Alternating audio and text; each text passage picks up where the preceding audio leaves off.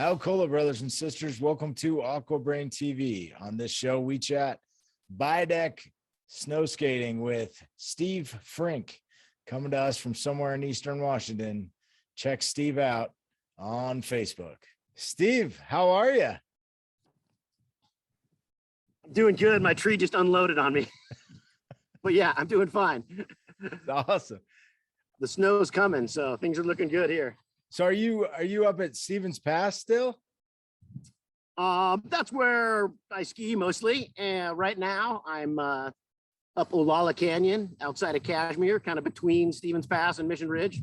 Okay. I live at about 3,000 feet. Nice. Yeah, I wasn't sure. Are you homesteading? Yeah, kinda. I got chickens. We got a pony and a horse. Yeah. So yeah, we're hobby farmers. I wouldn't want to have to farm for a living. That'd be brutal. God, so much work. Yeah. We had goats. How was that? Were you getting cheese and milk or what?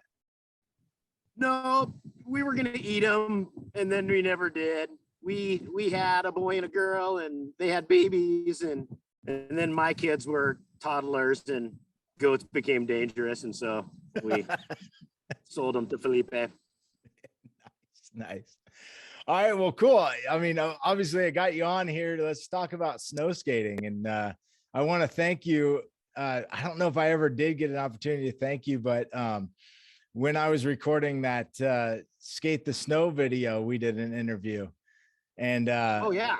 And that was awesome. I mean, I was just getting introduced to snow skating, and I definitely got the bug. Cool. Well, you seem to be motivated about it now. Oh yeah, for sure. So I guess let's go back to the origins. Like what was your first, what was the light bulb that went off? I was living up at Stevens Pass with a bunch of other ski instructors in an A-frame up there in our employee housing. And the year before, we'd built a course in the backyard, just riding skateboards with, no trucks or wheels. So we built some banks and that was pretty rad. And then over the summer, I thought about it a little bit more. And then when fall came around, we were moving into the house, and the first snows were coming, and we were having a bonfire for Uller. And my buddies Rossies go on, and the skateboard goes on, and they're just looking at that. And I just said, no, that's going to work, and pulled it out. And it was this one. Yeah, look at that.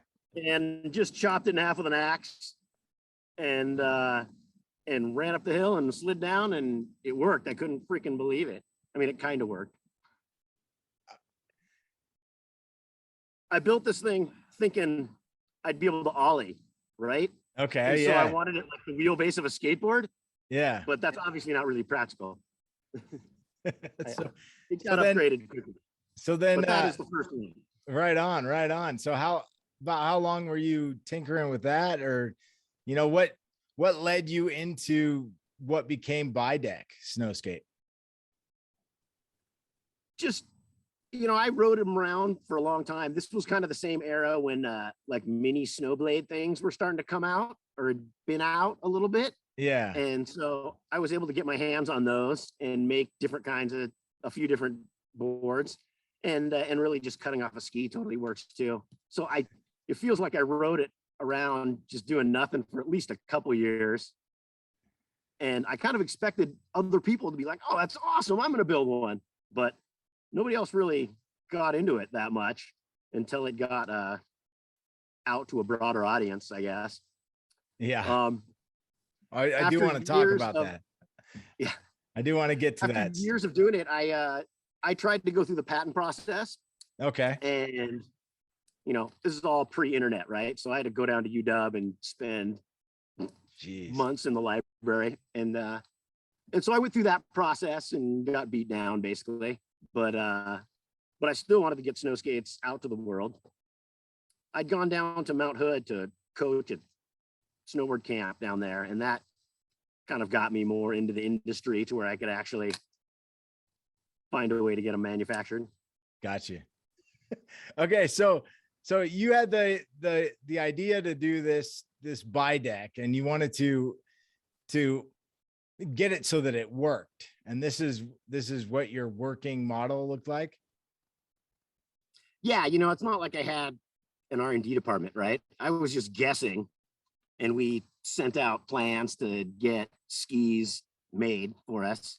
Skateboard decks we could just pick from what the factory has built before. Right. So that was easy enough to get a standard blank decks. And so yeah, I just kind of went for that. The guy I partnered up with, we ended up having a website, snowskate.com, where we sold a bunch of stuff retail, including these. And so we had to we created another brand to make it all seem bigger. I watched your interview with Starfish, and it was so funny, the way he talked about making it appear like snow skating was really huge. And that was kind of our program too. We had another brand, Matter Snowskates, that I don't have those decks with me right now. They're down in the barn. But yeah, so we could sell a bunch of stuff, and we battled through for a little while, but I don't know, it's hard.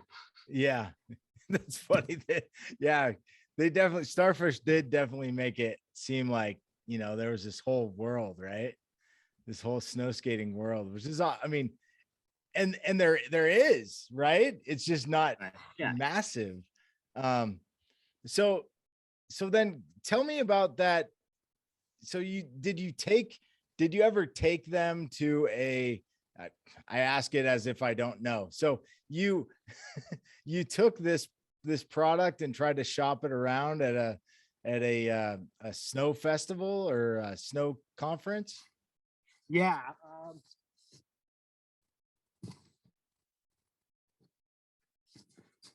I had this thing made. Jason Leventhal, the guy from Line Skis. Okay. They were snowblades to start with. And so this was like his kitty smallest one. And so he made me 30 of these blanks. And I got a guy to make me these skate decks, which are super rad. This thing, it's glass. Oh. It's made like a wakeboard. Okay. They didn't catch on because this wouldn't really survive normal street skating use, right? Because one hit on a curb and the edge blows apart. I've got another buddy, Armand, who, I don't know, you ever do any telemark skiing? I don't know. He did a big thing to develop telemark skis to where they're modern now, to where they can release, and he made several innovations to them because he was a machinist. And anyway, so those guys are crazy. I mean, skiers, that's probably whenever I see those, I'm very impressed. They're kind of on the same program as snow skaters, right? Just making it harder. Yeah. It all feels like just one toe side turn after another. Yeah. Telemarketing's fun. It's good stuff. So anyway, so we were all kind of going through this patent effort at the same time. Armand got his, and then promptly just got screwed by the telemark companies. And telemarketing isn't even a huge business really, but they still were able to walk all over him, because getting a patent's one thing, but then you have to actually defend it. Yeah. And so the system's not really set up for little guy. That's for sure. Right. So go ahead. No, I was just gonna say, so you took that, you had some of those made. Yeah, I had these 30 made, went out, kind of shopping around. I went with some other guys I knew that had this company, Monastash, selling hemp clothes. Like I said, hemp was everything back then. And so I hopped in the van with those guys, and they took me to the ASR show, like a surfing, skateboarding, and SIA. And so I just got in the door with those guys and was able to kind of get an idea and talk to people and see what I could do. I was trying to get snowblade guys to make skis for me, but I didn't really know anything. And so it wasn't like you could go to China the way you can now. Yeah. Now you can just go on Alibaba and boom, you can just get that stuff made so easily. But then, China was still commies, and we didn't deal with them in the early 90s. So did you actually physically walk in with that board? Yeah, I carried this thing around and showed it to people. I wasn't really trying to keep it a secret at that point. You know, I wasn't super convinced that it would take off, right? I mean, snow skating's freaking hard. You know, it's not for everybody. Right. That's for sure. And and I'd gone several years, and it's not like people were so excited they were building them themselves all around me. So I wasn't, I just knew it wasn't for everyone. So my expectations were pretty low. What year was this? Do you remember? No, not really. I'd say we're 93, 94, maybe. Okay. In there. I don't really, I would have to look to know when it all happened. I was just curious if you knew off the top of your head. Yeah, no, I don't know exactly. All right. So 93 to 95, you're walking around the convention with this snow skate. Yeah. And I mean, I'd ridden them, you know, we'd have employee day at the end of the year where they'd let us ride them down the lifts, and we'd sneak them out into the terrain. There's the most awesome banked run ever at Stevens Pass, the Squirrel Trail. Every little kid knows it, right? It's like they make those wedged bank turns. Yeah. And oh my God, yeah, great snow skating. So we'd go in session there and just walk around and then put our boards back on and ride back down. And so yeah, so I'd been riding it for a couple of years. It was out there, you know. Yeah. The lib guys had seen it. I traded one of these. I can't remember his name right now. It wasn't Arto. Anyway, one of the lib guys for a Emma Gator, some big monster lib tech board from back then. And so they knew, and you know, it was out there. That was the first one that they saw, and they started actually trying to make them rad. Yeah. Well, that was the first snow skate I got was a Danny Cass, which is small like that, you know. Yeah. If I would have been in Tahoe with the grenade guys, you know, who knows? This might have turned out a little different. Yeah. It seemed right up those guys' alley. So what happened with how did the junkyard come to be? Do you know? That just appeared, you know, word had gotten out. I'm sure one of these or pictures of one of these had made it to them. And at the time, the snowboard industry had ignored, or the ski industry had ignored snowboarding for, you know, like a decade. Yeah. And all these just random people had companies and were making money, and it wasn't all going right to them. And they were just kind of turning the wheels on that and realizing, okay, they were buying up all those companies and, you know, and eliminating that. And so when they saw something new, they're like, oh my God, this is the next thing. And everyone got super excited about it. And so Burton just made a bazillion of those. And I don't know if you know how they work with retail, but they basically just shove stuff down people's throats, right? The shop has to buy everything that Burton makes them buy. Oh, and man. So the market was so flooded with those crappy snow skates that didn't work that nobody else could sell them. So all the other companies that were making them, they all gave up immediately because they couldn't sell them to a shop, because the shop's got, no, fucking Jake, maybe buy 20 of these fucking things I can't sell, you know? Oh, man. So that definitely set things back a little bit. Yeah. Thanks to the guys at Mervin, you know, for just trying to push it. And then these other little companies around, you know, that they're still, some of them are still around. A lot of them have stopped making products, really, because it's just such a small group of people. Yeah. No, it's you're not selling to a huge amount of people, that's for sure. I feel like there could be, my son went away. I was lit up a little bit earlier.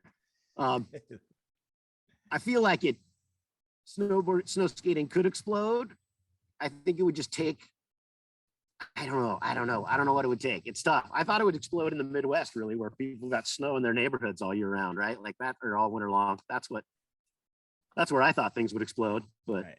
It seems like that flat decking is kind of a thing, more of their speed. It's much more appropriate for a backyard type of stuff. Yeah. That was another thing when that was coming out, and when I was doing these, like skateboarding in the 90s was very much super tech, ledges, stuff like that.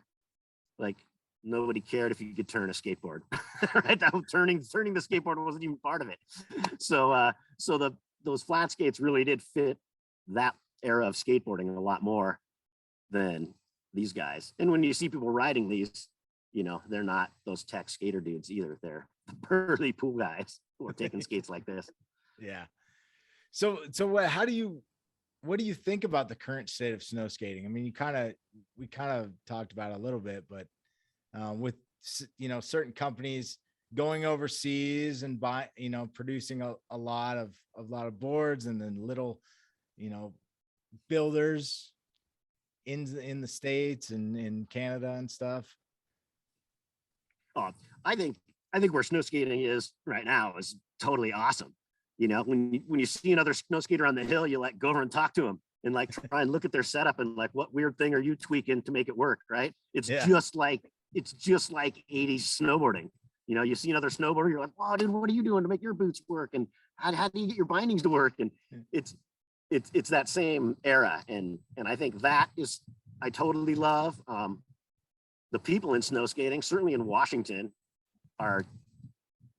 have a really rad 80s punk vibe to them that I totally love. You know, the dress code is awesome. So yeah, I'm super psyched about that. I feel like there's room for things to go further, but I'm just, you know, not totally sure what those are going to be. Have you seen any of what's coming out of Terrier lately? Of like his riding? Yeah, I mean, have you seen any building of his stuff? No, he's I think he's on a Hovland. I'm not sure, but yeah, I'm pretty sure he is. And yeah, Terrier's sick. But he's putting out he's putting out these little edits. Yeah, I've seen those. Yeah, he's killing it. And you know, it's just so freaking hard, right? Like, yeah, of course Terrier can do it. I know, but even if you watch him, you're like, okay, yeah, he's got a couple tricks, you know, but you know, then you see somebody like Adrian Rasmussen, or, you know, it's like these guys are killing it too. You know, they're almost, I don't want to say they're on the same level, but you know, I don't know. It's hard to judge, right? It's hard to judge. Yeah. No, those guys totally rip, and there are really great skaters out there, and it's kind of a slow progression, right? Those kids will grow up watching those videos, and that's just totally normal, and so they'll come at it with that attitude that that's normal, that they can do that, and then they'll push it a little further. And you know, it's amazing how things go. You know, skateboarding, you know, yeah, Hosoi was getting huge airs in the 80s, but then Danny Way built the mega ramp, and so it's like, I wouldn't have expected that, right? So of course you can do that on a snow skate, right? Right. I can do it. So I think go ahead. I was just going to say, for the mega ramp, I think it's harder landing on a snow skate than a skateboard, right? Like a skateboard naturally wants to track. Yeah. Landing a snow skate's more like landing in the foam pile of a surfboard, where it seems like you could just go in any direction. You got to get it right, and hold on. Yeah, so that's why I'm blown away when guys can do such rad stuff. Yeah, jeez. So what are you stoked about on the future of snow skating? God, you know, the people doing it are rad, and the fact that it's too small for everybody else to get interested in is great. That's even better. You know, that's I mean, I get it. Guys are trying to sell product. They'd like to have more people into the sport, but it's exclusivity is good too. Yeah. So are you still up there riding? I mean, you still skating when you can? Or yeah. What? Yeah, I got my deck's a Hovland, actually. There it is. So I've got a modern skate. And got a couple of these POW skates. Ooh. Can't remember Brendan's last name. He started making those, right? Like, this is just, what was that? It starts with a C. I'm gonna it's you know Cavallero or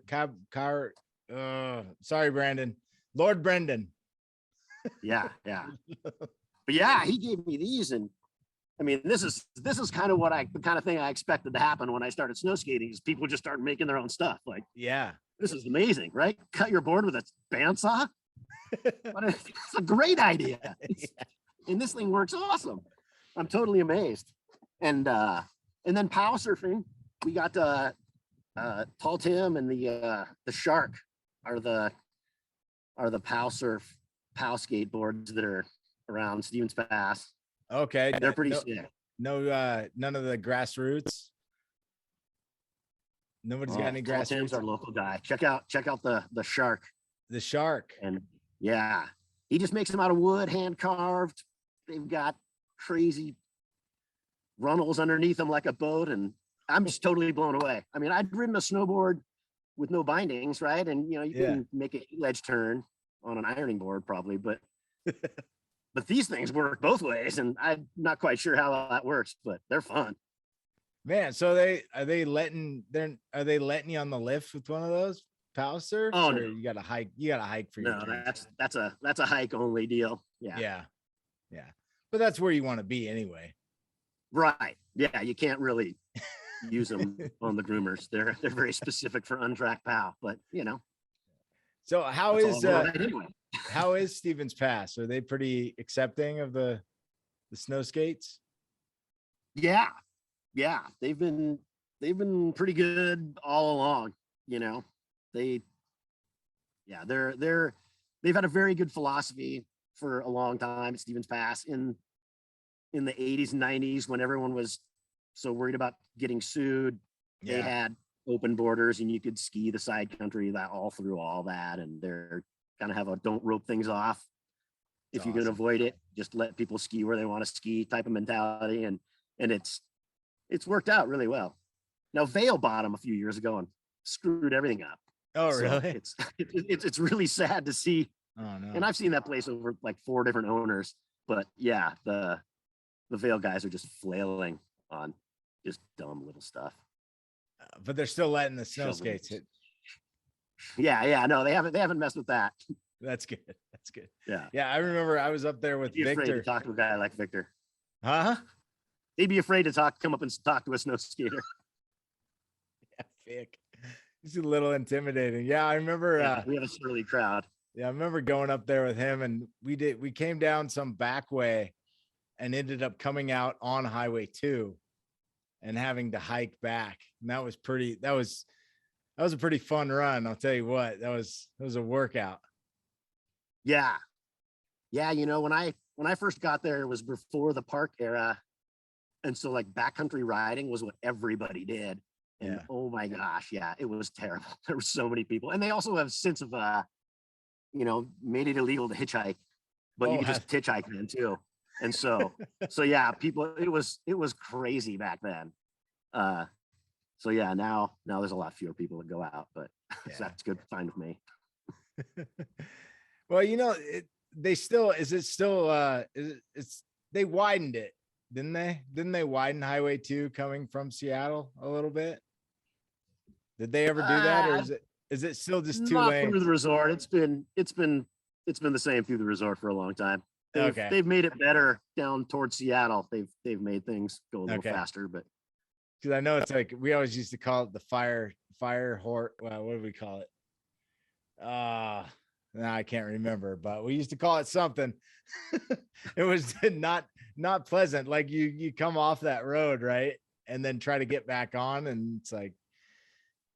So if you they built a pedestrian bridge a few years ago. It used to be really gnarly, right? Because you'd see mom with their little kids all in their ski boots, and they'd go racing across the 4-lane highway, and some kind of semi comes by. Yeah, it was pretty hairball for a while. Oh, that's good. That's good. In spring when the roads were dry, people would come through there way too fast. I am totally stoked at how things are going in snow skating, and couldn't be happier. So Steve, now I wonder, do you ever make it out to any of the events? I don't very much. I'm turning over a new leaf though. Adrian Rasmussen actually motivated me to come out. He made have you seen the Reclaimed Rubble movie he made? That's pretty good. It's pretty sick, huh? Yeah, that's some good footage in that one. Yeah, so when he made that, he got me motivated. So I went out to Snoqualmie a couple of years ago, I guess, pre-COVID. Yeah, I was motivated to go to more events. So but yeah, like I've never been to the Serpentine Massacre, right? And it's right down the road. That's kind of a lame. That's pretty lame, but I haven't been down to that. So yeah, I got to start doing that. You ever been out to the Olympics? Out to, no, and that's another really lame of me to get out there too, because yeah, I've been invited out there a few times too and not made it. Yeah, I don't know. My kids are 7 and 9, and your life changes. It just gets harder to do everything. Oh yeah, for sure. I've got a 15 and a 5. So it's okay. Wow, that's a stretch. It is.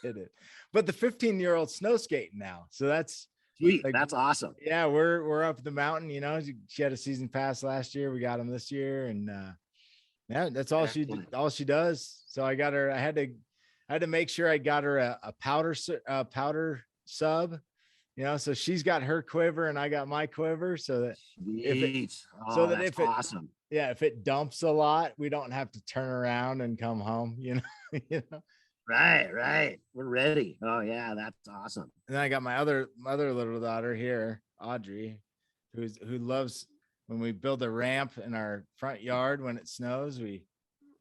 She of course I'm looking for somebody. So she rides it down the ramp every once in a while. So she's getting into it too. Can you say hi, Steve? Hi, Steve. Hi there. Can I help you, honey? I want snacks. You want snacks? Okay, hon. We'll get some snacks for you, okay? Well, the beauty of trying to record these things, if you thought this was some sort of like Hollywood production that's happening here. Yeah. No, that's the authenticity. Very, right. Very clever. Brought in the little girl to pretend like you have a real life. That's good. Wouldn't that be funny? That's how the Hollywood guys would do it. That'd be funny. Add the authenticity. You see the grip back there. He's like, come on, wrap it up. Yeah. Right. Right. Steve, it's been awesome talking to you, man. Thanks for coming on AquaBrain. Hey, man, no problem. Glad I could. Thanks for inviting me. Thanks for joining us on this episode of AquaBrain TV. Check us out at Brain Aqua. As they subscribe to us, and this is a video we think you'll like.